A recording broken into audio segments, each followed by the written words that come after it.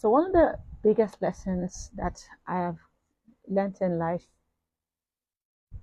and it took my entire adult life to come to this space, is nobody really hates you as much as you hate yourself, especially when you have been trained to be a good woman. You cannot love yourself more than your self concept. I grew up and I've lived life through the lenses of other people. I have come to find self worth, validation of who I am through how much and how people respond to me, how needed I am. How needed I am. In fact, the more needed I am, the supercharged. I'm supercharged because I have connected being needed for being worthy.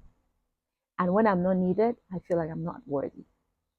Um, Being liked, I've associated it to my worthiness for a very long time. And it has brought about a lot of self abandonment.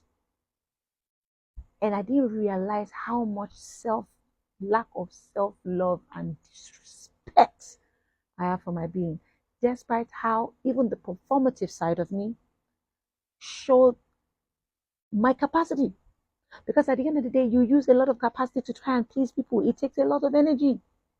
You do you know what it is to develop skills to to to go into your archives of who you are, only to pour it to wait for somebody to say you're good or you're not good. Self-love practices is like I used to say, and I've always said, and I'll continue to say, it's not about looking good, going for spa dates, taking time off, holiday trips, massages. Self-love is about saying no. Self-hatred and abandonment is allowing certain terrible things happen to you over and over and over again. And guess what? It's a loop that can be very, very excruciating in pain because it takes a lot of reprogramming of the stories that you've told yourself or you've heard over and over and over again. You're not enough. You're not beautiful. You're not good looking. You're too old. You are too young. You are married. You are single. You are not married. You are divorced. You are labels and identifying and placing the worthiness of your being due to these identities. It dents your entity. That's what I feel. I feel like identity. The moment you identify as something, you have successfully allowed it to dent you.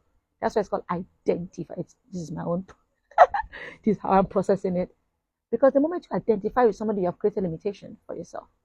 I don't want to identify by my status, by I'm a mother, I'm a wife, I'm an athlete, I am me. I am just me, and I'm worthy as just being me. I am amazing at just being me, as my energy, the energy of being, of expression, of carefreeness, of fun, of excitement, of power and flow. And whatever I create with that are byproducts of me. So, a byproduct of me is my academic prowess, my intellectuality, my beauty, my youthfulness, my being a mom. I mean, they're all byproducts. And with all of those things, am I my best self? A lot of us are all of this and more. Look for all the titles and all the status, all the society acceptable status, whatever it is that you want to call it. A lot of it we are, and we are not the best humans. We harbor pain, bitterness, judgment. Oh my gosh. Try living in a Nigerian home, especially a Yoruba household. You will by default learn how to be critic of people, how to be judgmental, just by virtue of somebody wearing something else, somebody is making a comment. A stranger passes by itself. You have an auntie and uncle, the mother and father that will just judge people that they don't even know. And by virtue of growing in that environment, you just be naturally critical. Naturally critical. And you externalize. Sometimes you judge people from the things that you desire for yourself that you don't have. I've had to catch myself a lot of time if I'm jealous about something, envious of something, or if I'm criticizing something too long. Now with my awareness, I know, why am I criticizing this thing?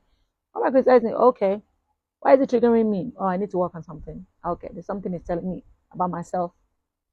Self-love journey is brutal. If you're ready to be on that journey with me, Transformer 100 is for you. I'm starting with the ladies first, then by the way, right? And we are going all in. Your body, your mind, you change. You get six packs because we are working on your body. We're working on your mind. We're working on returning to that high value state that you've always existed for, and uncovering it and not allowing any label define you. People, there's nothing that people will not say. You are married, you will be judged. You are married, you're single, you'll be judged. You date your age, you'll be judged. You date younger, you'll be judged.